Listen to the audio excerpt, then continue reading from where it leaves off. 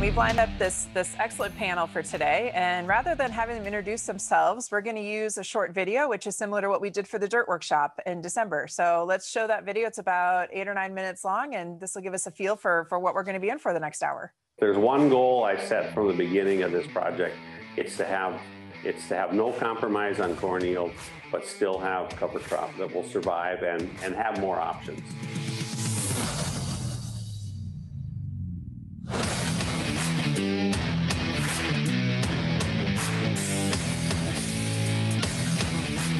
Pair row or twin row corn, spacing out that high population a little bit might get me closer to achieving normal yields, where I can vary the row spacing, the pair row spacing, from 8 inches down to single row.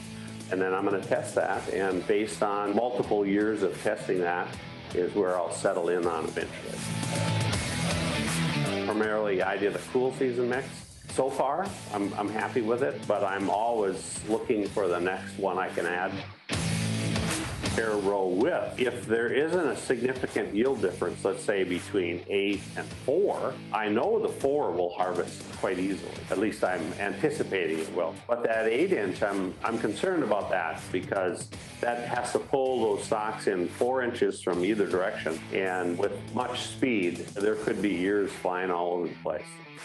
I guess it'll depend on harvest ease versus yield, and then make that decision after harvest.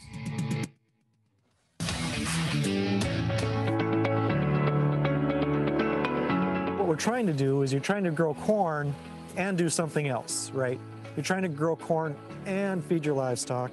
You're trying to grow corn and feed your microbes in the soil, and so on and so forth. So what is it that you're really trying to get to nail down with your 60-inch strategy?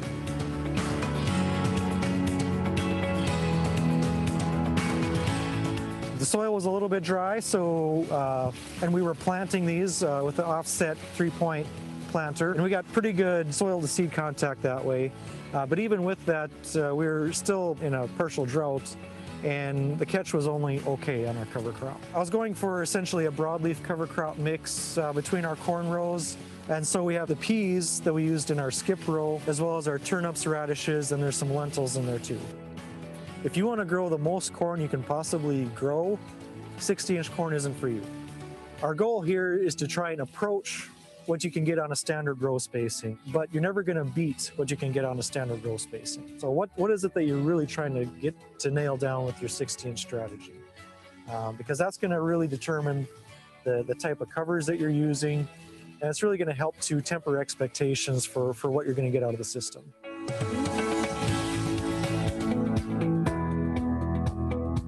Years ago, I was into 22-inch rows, saw that I was struggling to get cover crops established without, just couldn't get the light. Opportunity arose so that we traded planters, got into 30-inch corn. First year, I'm going into it thinking, wow, there's a lot more room there. The corn got tall and still the same shade factor. You just don't get enough light for the cover crops to get any value out of it, realistically. The idea of 60-inch corn was out there, and guys were trying it and having fair success, I think, doing it. We thought, let's get on the bandwagon here and give it a whirl, see what we can do. We're really looking to better the soil as much as we can. If we can get as many different types of living roots in the soil as what we're really after. In the same token, we're going to graze it also this fall after we harvest. Do we have enough out here to justify huge benefit in it? Probably not. We need to up the rates, but with the goal of soil health and a goal of grazing to get cattle integrated into the soil, I think it's a win-win all the way around it. We're out here in my pea canola field, Piola they call it. Intercropping, basically two cash crops at the same time. Where I come up with the idea, or again, pretty much off of Twitter. Most of the field is relatively weed-free with only a burn-down chemical program, so it just all intrigued me to try it. Going forward with intercropping, I think it's definitely a viable thing to stay with it. I think you got to really maybe pick and choose your fields that you put it on, because if you're not going to be able to use a lot of chemical, you want to make sure you kind of start with a fairly clean field, low weed pressure. And I'd like to try to add in some oats into the mix next year. I actually got one strip of it that does look promising, where we have oats, peas, and canola all together. So we'll just see what happens from there.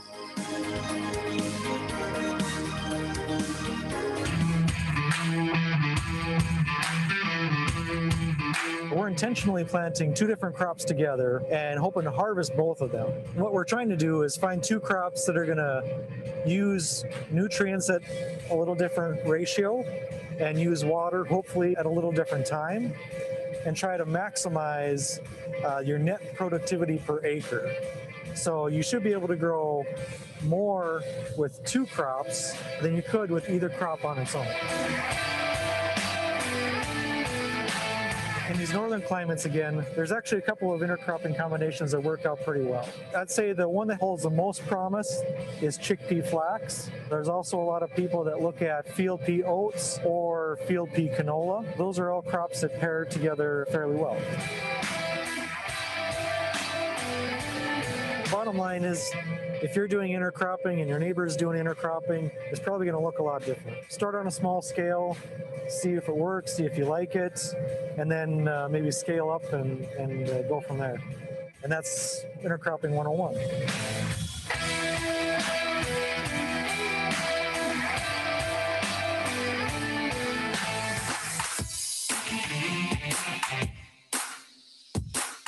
I got a hold of some camelina and started growing it here in Morris, Minnesota, where our lab is, and had both winter and spring types. But the winter types, right off the bat, I realized were extremely freeze hardy. Direct drilling mid-September is what we recommend, and row spacing is using a later maturity soybean for your given region, and that seems to work better in that relay system as well for improving soybean. Those are the big tips, and then by doing that, we're able to get 2 crops in a single growing season rather than just 1 crop.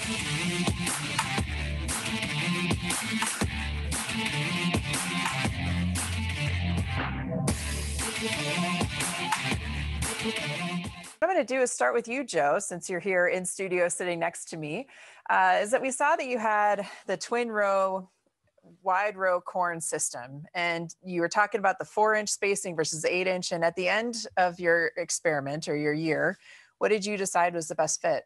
I had an 80-acre field that and with GPS, with the technology we have, it's easy to make this work out. So I set the planter up to do 8-inch and 6-inch, and I made passes across this 80 acres. And then I went and I did 4-inch and 2-inch and made passes across, single row, made passes across, and then went 6 all the way across my planter and made passes across. So I had lots of replications, probably 15 in all, half-mile long rounds. And when we came and harvested, it was incredibly even per pass. So it told a good story. We ended up with the wider pair rows being 4 bushels higher than the narrower pair rows that were 4 bushels higher than the single row 60. So at the end of the day, I'm comfortable with the pair row or twin row concept, and it looks like 6 or 8 are fine. I think we're going to, because we have the ability to, we're going to settle in on the 6-inch pair. And we're adding fertilizer to the planter this year, placement fertilizer with some technology that's available. And I'm really looking forward to it. And the whole goal was to get cover crops, like Tyler mentioned, cover crops established. And I like an overwintering cover. So 2 of my components in that mix were rye and alfalfa. And the stand looked great this fall. So, Mother Nature permitting, I'll have rye and alfalfa next spring to decide what to do with as I put my soybean plan together for next year. Yes. And you didn't have to slow down at all at harvest? I mean, that went fairly easily for you? No, that was probably the biggest surprise to myself and everybody that works with me on the Joe Breker farm, son-in-law, couple people, employees. And we just had an amazing harvest, amazingly efficient harvest. We were able to run over 5 miles an hour with almost zero header loss on those twin rows, and that was really awesome. So I wonder, Tyler, what was your experience? How did yours go on your wide row corn in Leonard? I guess overall it went pretty fair. We started off, it was a bit dry when we did seed the corn, you know, and when it's coming up, you got a lot of plants in one row.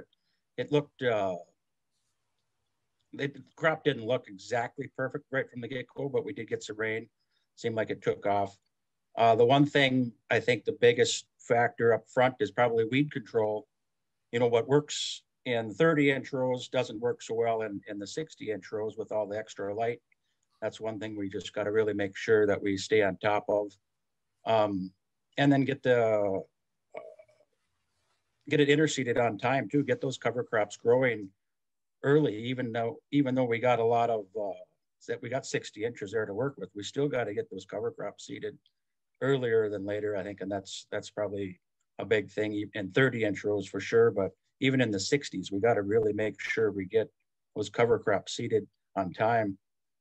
Kind of one of the other reasons that maybe why we did some of the 60s is, you know, obviously we want to get that soil biology fed by all the different cover crops. So we get all this different diverse cover crops growing, and we get the still harvest cash crop corn. And with that, we get to integrate livestock, because the 30-inch corn rows, we don't have a lot of there's not a lot of cover crops growing come fall time in there, where the 60s we can get a lot more livestock or a lot more health for the livestock out there to eat out of there. So, you know, even on the different aspects of why to maybe use 60-inch corn, you know, even maybe look at it for a transition year. If it's new ground and we're going to turn it into, if we're going into no-till, plant the corn crop into what you're comfortable doing, the soil that you're comfortable in. And with the 60-inch rows, you can get a cover crop coming there. And in turn, with that cover crop next year, how much better is next year's crop with all the cover crops growing out there? So don't maybe always get tied up on that yield aspect of things. Look at what can we better the soil for next year? How much better will my beans be next year? How much better will that corn crop be if we shift over the 30 inches and plant again? So I think we just got to look at a bigger picture sometimes of just yield, look at what other benefits that we can all do with this concept, I guess. Where we had about the staggering of the twin rows, and how critical was that for you, Joe? And also, how does this help avoid the rubbing and leaf loss? That's a good question. I did not have row units that were timed. I did not have the ability to do it with the planter system I had. I don't know. I thought maybe originally, like on paper, that it would be a significant thing to achieve. I guess at this point, I'm not really all that worried about it. So I did not see anything that would be considered rubbing or leaf loss or anything like that. The harvest didn't seem to matter how they were lined up down the road side by side. They just came into the row unit, and then they were so crowded in there. There was just no place for them to go. So I didn't have any of that issue with cobs being thrown. And Tyler, for you, did you change your population or anything when you were planting? And you had single rows on 60-inch spacing. Did you change anything or do anything different for that? No, the population, we basically tried to keep as close to what we were doing in the 30s. We obviously did do some changes throughout the field. And yeah, I think that's one aspect of next year where we'll, I think, maybe back it down a little bit. Maybe we don't need to be at exactly the same amount out there, but that could go with the soil type and everything else that you're working with, I think. So should we switch to a little research now and see what Mike was finding in Carrington with his wide row corn research? So, here we only had the ability to go with a single row. I think that, as Joe was kind of alluding to there, I think that when you can have twin rows, your results are going to probably be a little bit different. But you know, me and along with a lot of other people, we just have access to single row planter. And, you know, in our studies, we saw roughly 6 or 7% less yield with the wide row corn compared to the narrow row. Now, as you probably saw in the video, the corn out here this year was, you know, not very impressive. So some of the higher yielding areas, I think a few people saw a little bit larger yield loss.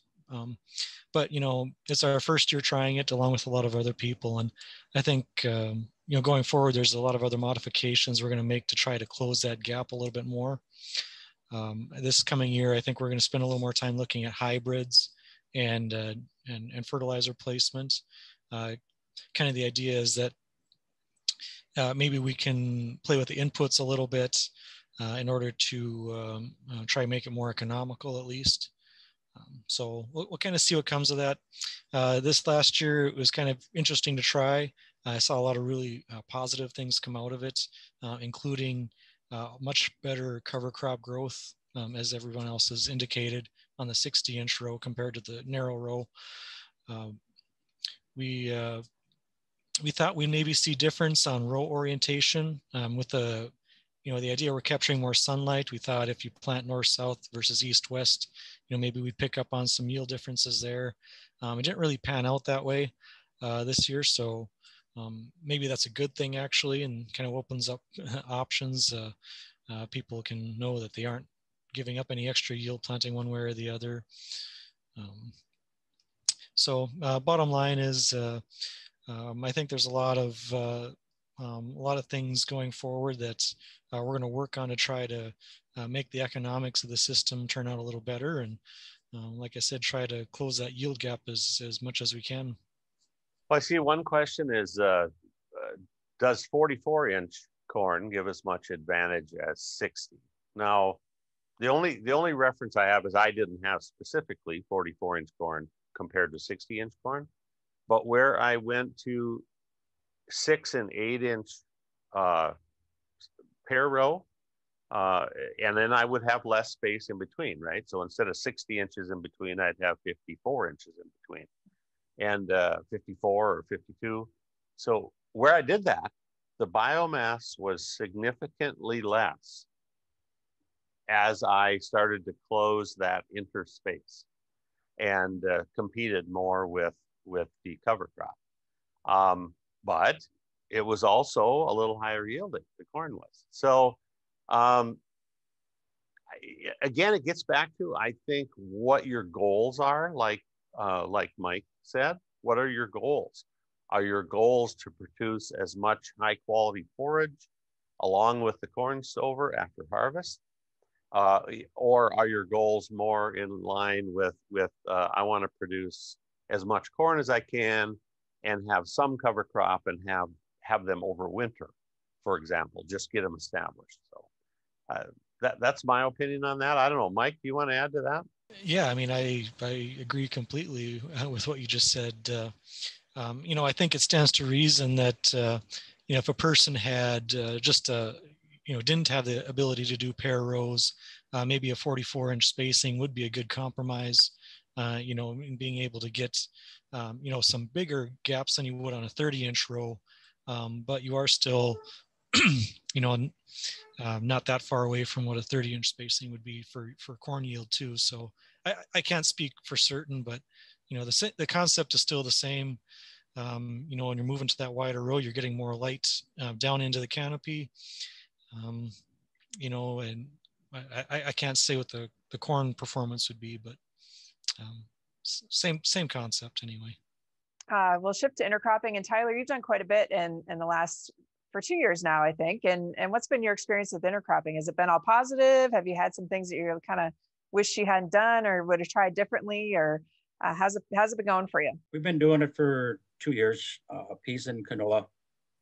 Yeah, we've had our ups and downs. The first year, we really, a lot of water damage. We lost a lot of the peas right away. But in the good token, the canola kept growing. The peas that were there, were able to stay standing with the canola. So the ease of harvest, we were still able to get what was out there for a crop. So you know, yeah, there's always goods and bads, I guess. If you have like that yield or that bad rain event, you know, the other crop took over. So at least we still had something growing there. You know, I guess the one back up a little bit, the one thing with intercropping, I guess, is it's you get the neighbors talking because you never know what's going out there, because early on the one crop might take off and it looks like you have well, something growing out there, and later on the canola is flowering and it's like, you know, how'd that happen? What's going on out there? You know, so it's kind of exciting in that way, but yet a little scary because going on with the intercropping, we don't have a lot of herbicide choices. In my 2 times, we basically just did a pre-emerge burn down and ran with it. You know, it with the water damage the first year where we had water sitting, yeah, we had some water hemp and different things come up late, which there's not much we can do about. This year, for the most part, where the field, where everything grew like it was supposed to, we had weed free. The whole field was weed free for the most part with 0 post-emerge chemicals. So it's kind of intriguing to be able to raise that crop without having to put all these added expenses, because in the long term, that's kind of where we want to get to. Can we grow these crops without having to put so much inputs into it? You know, as I mentioned in the video, I've added some oats to the mix a little bit. We didn't really get a yield test on it, but it looks very promising. We're actually going to do it peas, oats, and canola next year and see how that goes, you know, see what we can accomplish there. Tyler, this is Joe. I have a question for you on that. And I think a lot of the listeners would have the same question. Sorting out those different crops, what's your experience been so far on in that area? Or are you sorting out those crops after harvest, or are you using them as a forage together? The peas and canola, we have been sorting. The first year we ran them through a clipper mill. This year I just ran them through a rotary screen. The rotary screen was obviously a lot quicker and did the same job. When we get to getting the peas out of or the oats out of the peas, that's going to be a little bit more. The little test strip that we did this year, they're still sitting in some tote bags in the shed, and we'll cross that path next year. But with the right air and the cleaner, we should be able to still separate the light oats out of the peas. So that shouldn't be a huge hurdle, but yes, it is. That cleaning aspect is a hurdle that we have to try to overcome with each one of these crops. But I look at it as the soil health benefits that we get from having 2 or 3 crops growing the whole season out there. You know, you get those growing for 3 months versus 1 monocrop. So I think the benefits should outweigh the costs and the hurdles of separating the two. Because, you know, really I think that's what I'm after, is that soil health benefit. So if we can, you know, next year's crop is going to be better. Hopefully we can overcome the expense of cleaning this year with maybe a better crop next year. I love the concept. I love the concept of having a cover crop, the concept of cover crops, of mixed cover crops, but in your cash cropping system. I love it. As the further you go north in our climate, the more necessary it is, because they don't have a long enough season to have that option unless they go to a full season cover crop. But I think this is where a lot of these ideas are coming from, and I think it's tremendous, and I think there's a lot of potential. We just need to think out of the box. Why do you plan to add oats? And I'm curious if your answer is because you can, or because you're curious, or why are you adding oats, Tyler? I guess it's all of that. I think it's just, obviously I can see the peas and canola works together. If we add the oats, that's a whole nother different type of crop. So we can get that different type of root out there feeding that soil biology. So, and in the same token, it helps with the different times of the growth out there, you know. So each plant is going to grow a little bit better at different times of the year and help suppress weeds and just keep a healthy functioning soil, I think. Well, thanks, Tyler. I want to move on to Mike.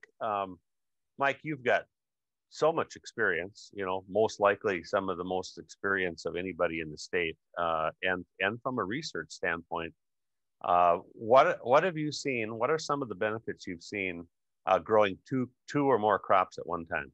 So, again, like I mentioned in the video, the chickpea flax is probably the most likely intercrop, I think, on a large scale. A lot of that actually comes down to disease suppression. The fact that chickpeas are really sensitive to disease, and the flax somehow, we don't know how, but somehow it helps suppress the ascochyta you can get in chickpeas. But I think it's fair for this just to kind of focus on the field pea canola, because for probably most of this North Dakota and some of the surrounding areas, that's a more likely combination. And I just have to say, I get a little bit nervous kind of presenting new ideas sometimes because, I don't know how people will take it. But this is something I'm willing to go out there and say that it just works. At least from a yield standpoint, when you combine field peas and canola, as long as your maturities line up, I'm going to say that almost all the time you're going to outperform either crop on its own. And part of that's like with what Tyler was saying. If you have both crops, we found with the field pea and canola, either crop can become the dominant one, kind of depending on the environment you have that year. And so some years the field pea growing conditions are better and you have a really good field pea yield. Other years it's the canola that kind of takes off and you have a really good canola yield. And you don't really know that going into the spring. You don't know what the conditions will be like. And so in a way, you're kind of spreading the risk. But in almost every case that we've looked at out here, that combination outperforms either crop on its own.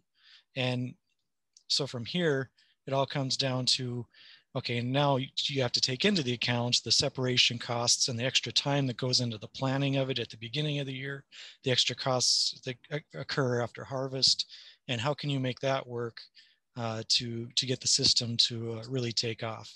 So again, it's something that I feel very strongly is a fit. There's still some details to work out. It's more complicated rather than simpler, but it's something that works. Oh, Mike, that's so interesting. I have two questions for you. One is my own from a farmer standpoint. You have a very large seed and a very small seed. How are you planting those two crops? I'm assuming you're planting them at the same pass.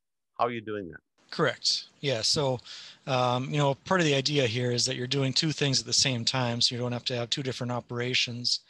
There's two different strategies you can take. If you have the ability to split rows, so you have half your rows doing one crop and half the rows doing the other, that's probably ideal. Again, most people don't have that capability.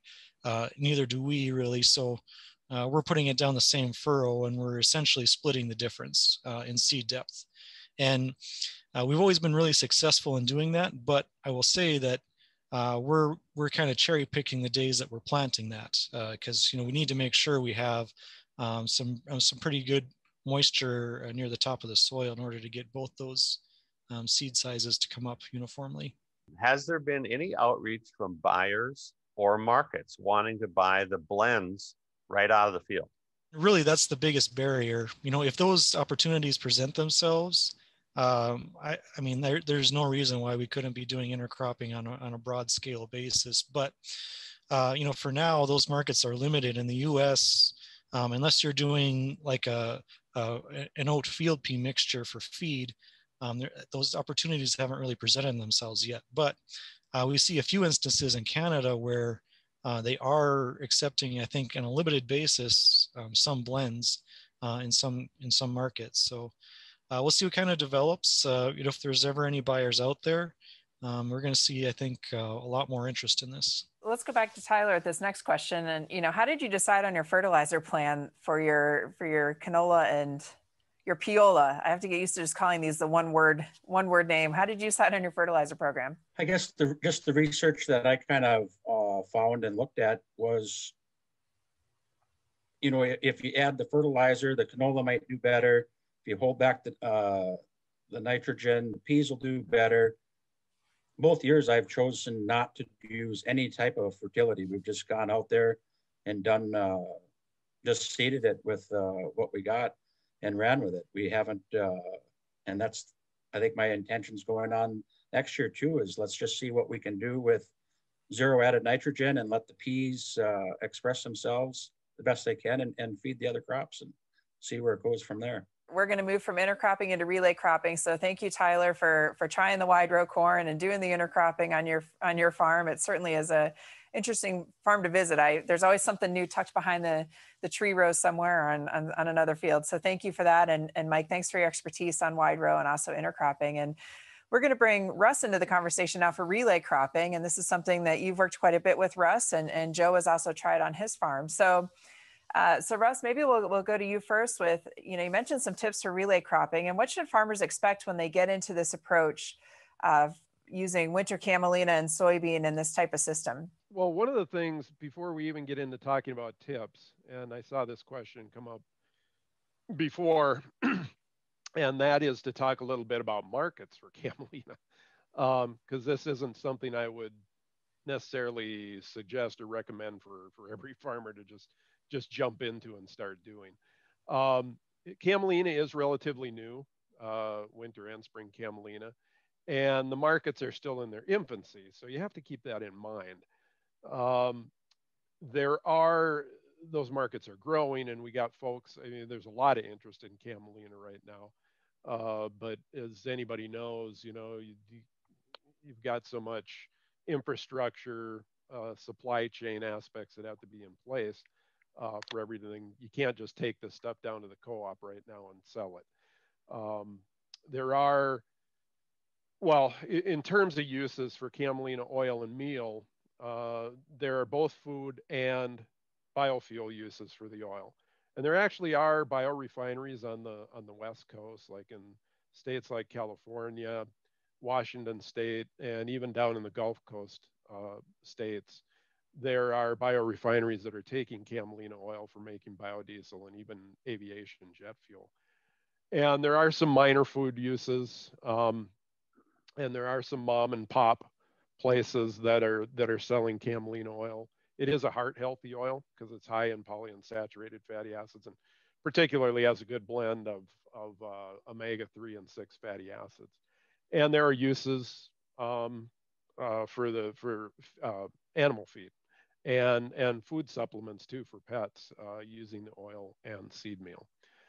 But again, the markets at this point aren't real big. So with that being said, getting to some of the tips and so on, what we're finding that works best for this relay crop system. Now we have looked at both double cropping soybean and other short season summer annuals after camelina, as well as doing the relay cropping. But with winter camelina, in terms of maturity of the seed, we're looking at typically, at least in west central Minnesota, it varies a little bit, of course, depending on where you're at. But if we're planting that camelina by mid-September, we're seeing maturity by the end of June, first week in July.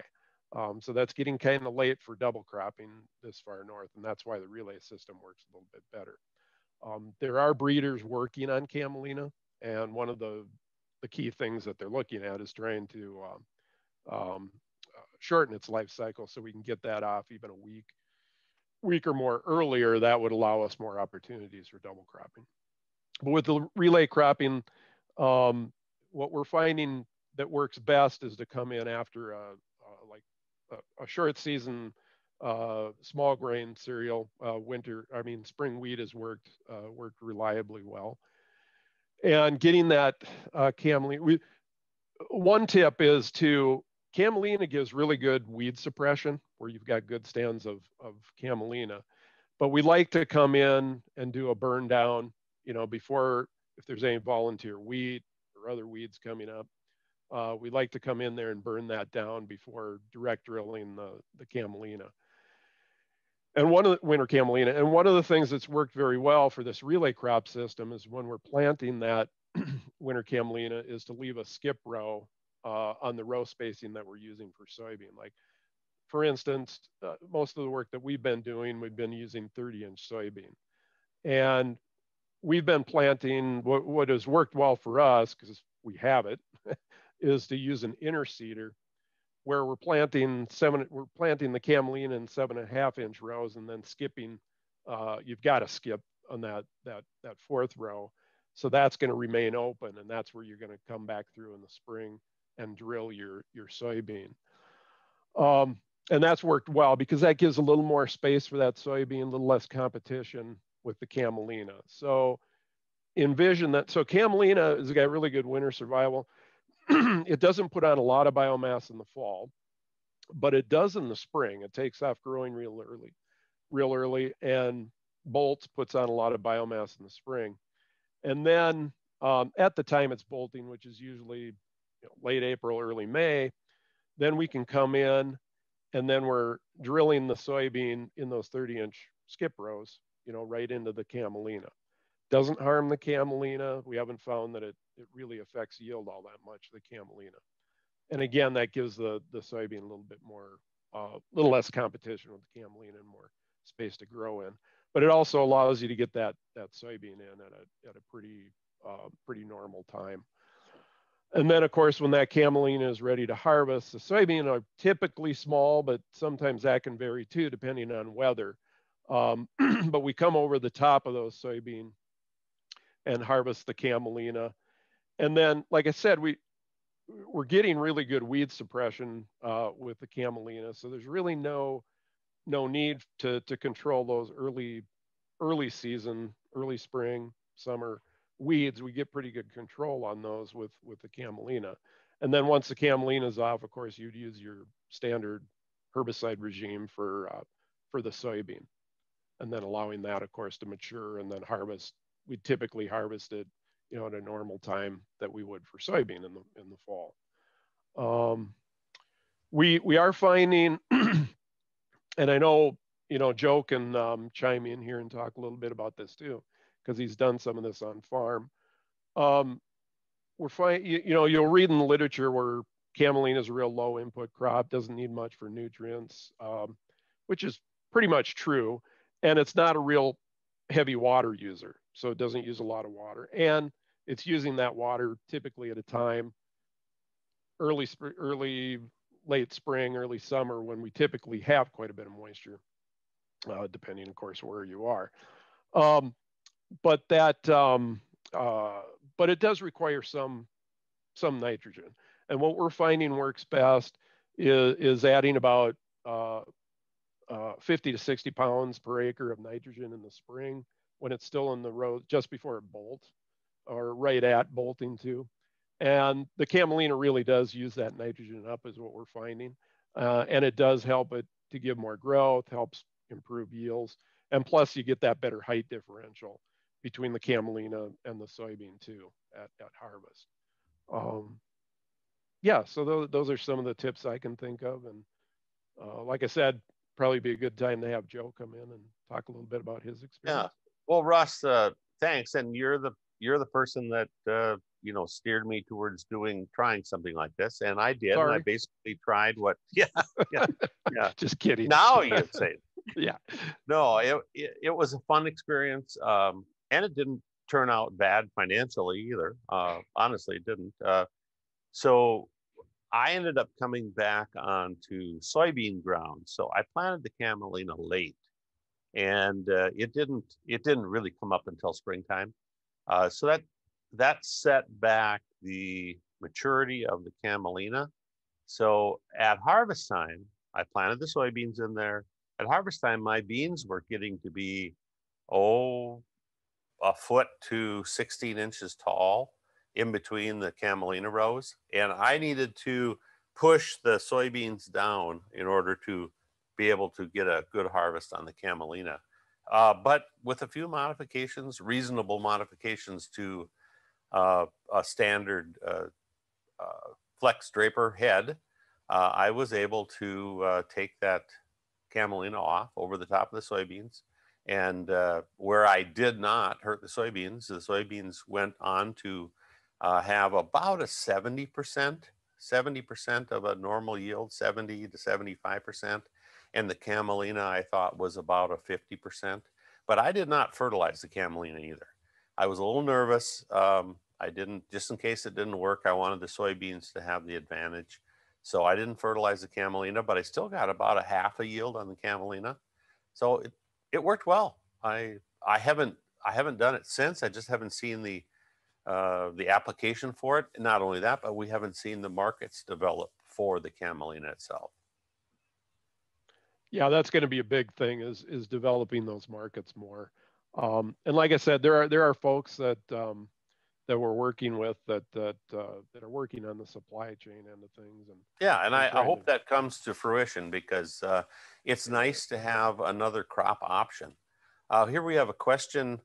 Does camelina make a good cover crop within corn rows or after wheat? I can talk a little bit on the corn. I have aerially broadcast a combination of camelina and rye into standing corn, and had a fairly decent stand of both the rye and the camelina. I will say this, that the camelina doesn't play well in mixes because it is so small. Unless you have a very diverse mix with lots of different types of size seeds, the camelina is so small it will settle out. So I actually had to grind about 15 pounds of corn in a feed mill and mix that in with 50 pounds of rye and 3-4 pounds of camelina to get it to stay in suspension. But that worked at a very reasonable cost. So if you had a real diverse mix, the camelina does seem to stay in suspension fairly well. That's because that seed is like the size of a pepper flake, right? Yeah, just for reference sake, like wheat can be at like 12 to 14, let's see, 12 to 14,000 seeds per pound. Radish, for example, a lot of people know what a radish looks like. A radish seed is like 40,000 seeds per pound, and camelina seed is 400,000 seeds per pound. So it's like a pepper flake or a salt shaker. It's small. We have done some research on that as far as using camelina as a cover crop, what benefits it has. First of all, corn is a bugger. We've had a lot of problems trying to get it established either in or after corn.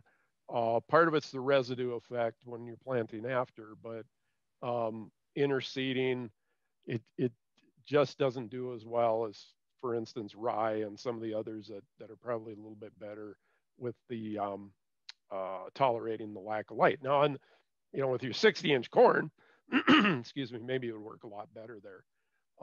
But we are finding, particularly in the spring, camelina does a really good job of scavenging any excess nitrogen that's there in the soil. Does a good job of that. And of course, it's a cover. It helps protect the soil, so it does reduce erosion. We found that from some of the research that we've done. And the other cool thing about camelina, as you can see winter camelina in the background here in my picture, winter camelina begins flowering very early in the spring. Sometimes as early, excuse me, sometimes as early as early May, early to mid-May. And so it acts as a good nutritious source for pollinators at a critical time when there's very little else on the landscape flowering. So that's another benefit that it has as a ecosystem services that it has. The guy that has bees on my farm did notice that. He did notice it. Russ, this is probably a good question for you. What's a realistic camelina yield? Of course, it varies year to year, but we've been pretty consistent at getting around 1,000 to 1,200 pounds per acre. We've seen it higher than that with the winter camelina, up to as much as 1,600 pounds per acre. But we've seen years where it's been low too, like 600-700 pounds per acre. But I would say that 1,000 to 1,200 pound mark is you know, average it out, that's about average. Okay. The year I did it, I had about 700 pounds of camelina and about 34 bushel of soybeans.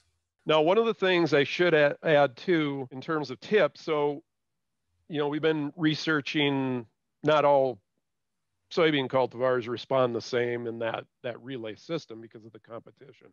And one of the things that we are finding is that for any given region, using a longer maturity soybean than you normally would on a monocrop soybean, using a longer maturity for that relay system tends to do better, gives us better yields. And we've been able to narrow that yield gap down to about 10 to 12%, you know, between a monocrop full season soybean and a relay soybean without losing yield of camelina either.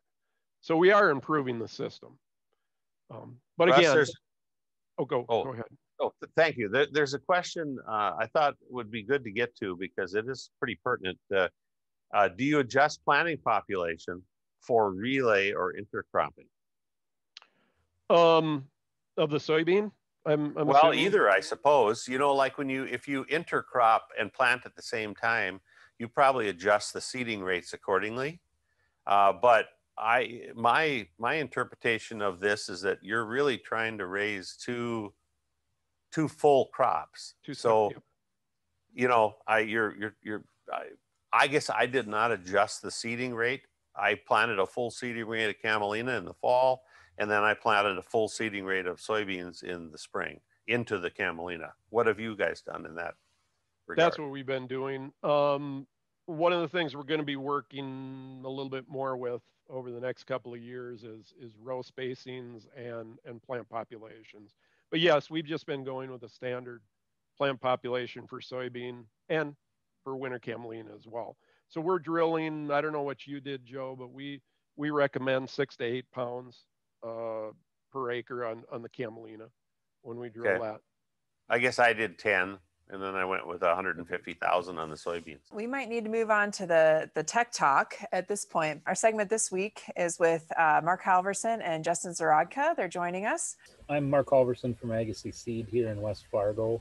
And today we're gonna have Justin Zarodka talk a little bit about some of his grazing cover crops that he's done. He's a dealer for us at Agassi Seed, but he's also a producer. So we get a lot of information from him on what works best up in that northern area. And it's just fun working with him.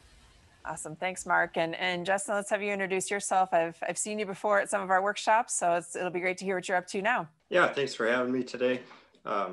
I've been growing cover crops since 2011, so I've got a few years of experience, seen some really good years and some not so good years. So you got to have some passion and you got to have a little bit of luck too.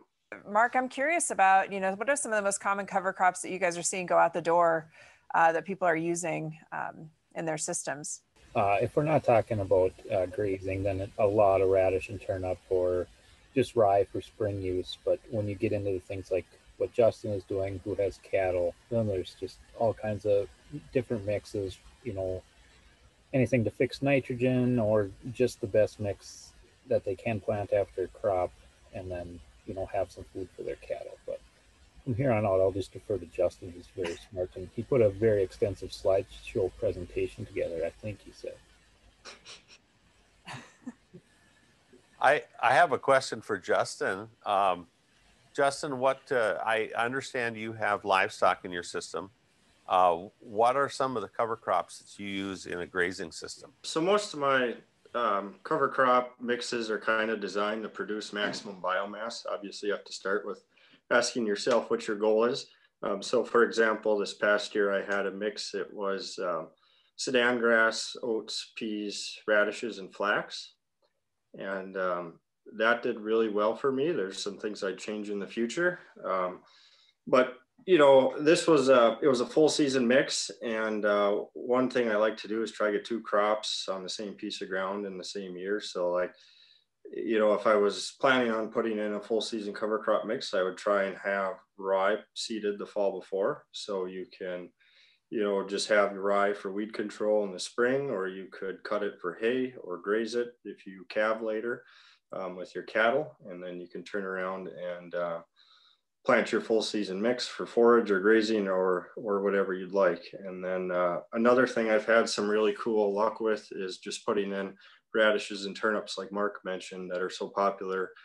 Just doing that after wheat harvest. So if it's an early year and you know your wheat might be harvested first week in August or something like that, and you can get to drill out there right after the combine, and it can work really well. Obviously, moisture is key there. If you get rain, it's awesome. If you don't, you hope you are in a program or something that helps you cover the cost of the seed. Oh, Justin, I can agree with you on that. Yes, I've got about 20 years of planting cover crops after cereal grains, and most of the time it works out pretty well, but not always. You've got Mother Nature, whether it be moisture or insects or a number of things that can come in and affect you in that department. What is your growing season up there, Justin, and Lawton? I mean, you're getting pretty tight after those small grains as far as what you can get for growth. And so do you adjust your mixes based on that time span, or what are you typically putting in? Yeah, absolutely. They say the average frost date for us is like September 14th. So that really cuts the growing season short. This year we had a really early frost. It was like September 8th and 9th, I think. But then some years, you got green things growing all the way into November. So, a lot of people are seeding cover crops later part of August, early September, and it's really hard to ask very much of that cover crop to get much benefit out of it when you're planting that late. So obviously, if you're planting that late, you want to keep the legumes out because they're expensive and you just won't get very much growth. If you're planting that late, I'd stick to cereal grains to see the benefit just from controlling erosion, and you're not going to have a ton of biomass to graze. So maybe you want to put some rye in there that you could use the following spring. And then on your full season mixes, what kind of stuff are you throwing in there? I remember some chicory maybe at one point when a couple of years ago when I was talking with you, or what all are you putting in that mix? Actually, never been able to get a hold of some chicory seed. It's something I wanted to try, but like I mentioned before, the sedan grass, oats, peas, those are just the go-to, secure things to try. I've tried some like sun hemp and some other things, and I think we're just not quite the right climate for a few of those different plants. It really just depends on, what time of year you're seeding. When you do the rye, overwintering rye, spring grazing or haying, would you typically do a herbicide application between that and your full season covers then after that? Typically, I would like to get, one weed control pass in there per year, especially with the full season. Obviously, you can graze it and try and manage your weed seed bank that way. But if you've got some saline areas where, you get a lot of kochia or other undesirables growing, you got to manage that too. So you got to keep weed control in mind for sure.